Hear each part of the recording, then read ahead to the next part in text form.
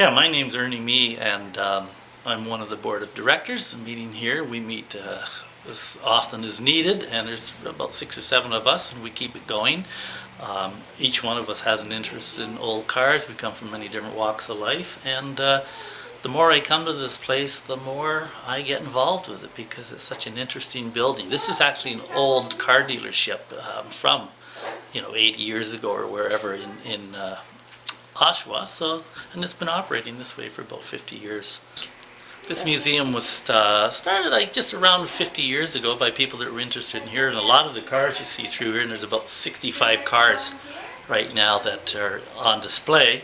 And a lot of these cars really focuses on Canadian cars, and a lot of them came from the J. Bud McDougall collection. There's a set of Rolls Royces back there. We also have, interestingly enough, one of the first hybrid cars upstairs. There's a Galt from 1911, which was electrical and also gas. So there's your Prius from 1911 happening. I think it was 11 or 18 upstairs.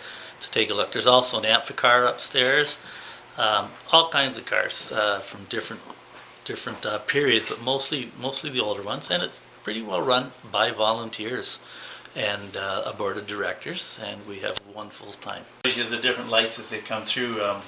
Lights from 1957. Here there's the tail light from a 1949-50 Ford. I know that well because I own one of those too. So this car you're looking at here is one of the most interesting cars to me. This was a one-off car. It's a Rolls Royce, and it belonged to Lady Eaton.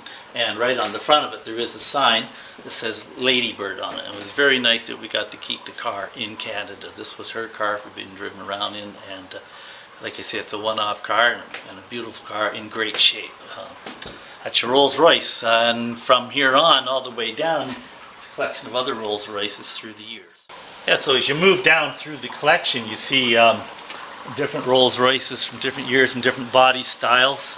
And this is a real thing to have the aluminum hood on this car over here.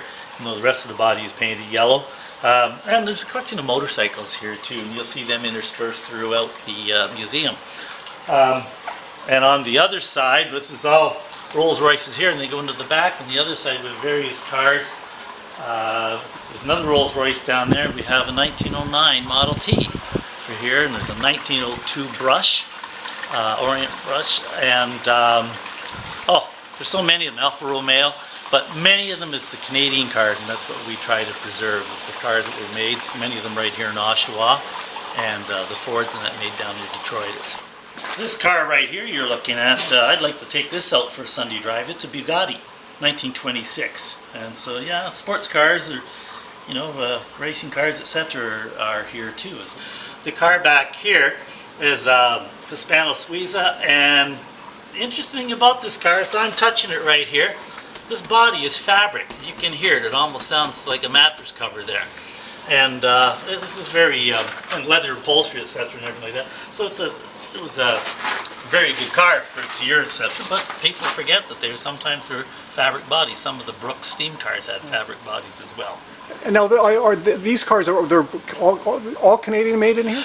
Not all Canadian made. Many of them are, and it depends how sold things have been donated. Yes. Sold to a Canadian dealership originally. Well, probably, or else donated here by somebody in Canada or whatever. Because on your website I was reading not only Canadian auto industry, but